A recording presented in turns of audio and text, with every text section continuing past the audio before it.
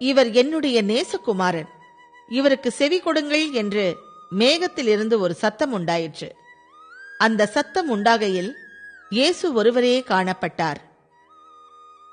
தாங்கள் கண்டவைகளில் ஒன்றையும் அவர்கள் அந்நாட்களில் ஒருவருக்கும் சொல்லாமல் அடக்கி வைத்திருந்தார்கள்.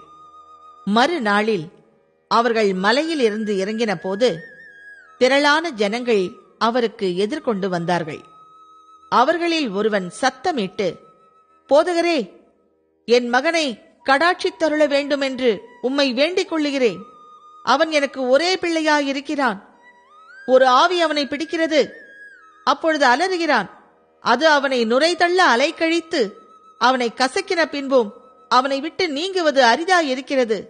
அதை துரத்தி விடும்படி உம்முடைய சீஷரை வேண்டிக் கொண்டேன், அவர்களால் கூடாமற் போயிற்று என்றான்.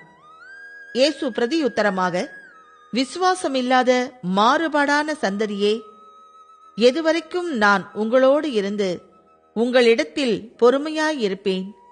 உன் மகனை இங்கே கொண்டு வா என்றார். அவன் சமீபத்து வருகையில் பிசாசு அவனை கீழே தள்ளி அலைக்கழித்தது. இயேசு அந்த அசுத்த ஆவியை அதட்டி இளைஞனை குணமாக்கி அவன் தகப்பனிடத்தில் அவனை ஒப்புக் கொடுத்தார். அப்பொழுது எல்லாரும் தேவனுடைய மகத்துவத்தை குறித்து பிரமித்தார்கள். இயேசு செய்த யாவையும் குறித்து அனைவரும் ஆச்சரியப்படுகையில் அவர் தம்முடைய சீஷர்களை நோக்கி, நீங்கள் இந்த வார்த்தைகளை கவனமாய் கேளுங்கள்.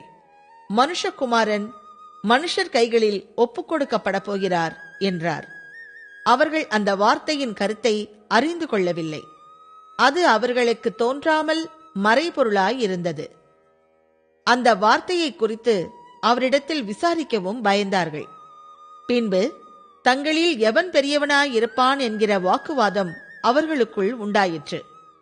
இயேசு அவர்கள் இருதயத்தின் யோசனையை அறிந்து ஒரு சிறு பிள்ளையை எடுத்து அதை தமதருகே நிறுத்தி அவர்களை நோக்கி, இந்த சிறு பிள்ளையை என் நாமத்தின் நிமித்தம் ஏற்றுக்கொள்ளுகிறவன் என்னை ஏற்றுக்கொள்ளுகிறான், என்னை ஏற்றுக்கொள்ளுகிறவன் என்னை அனுப்பினவரை ஏற்றுக்கொள்ளுகிறான். உங்கள் எல்லாருக்குள்ளும் எவன் சிறியவனாயிருக்கிறானோ அவனே பெரியவனாயிருப்பான் என்றார்.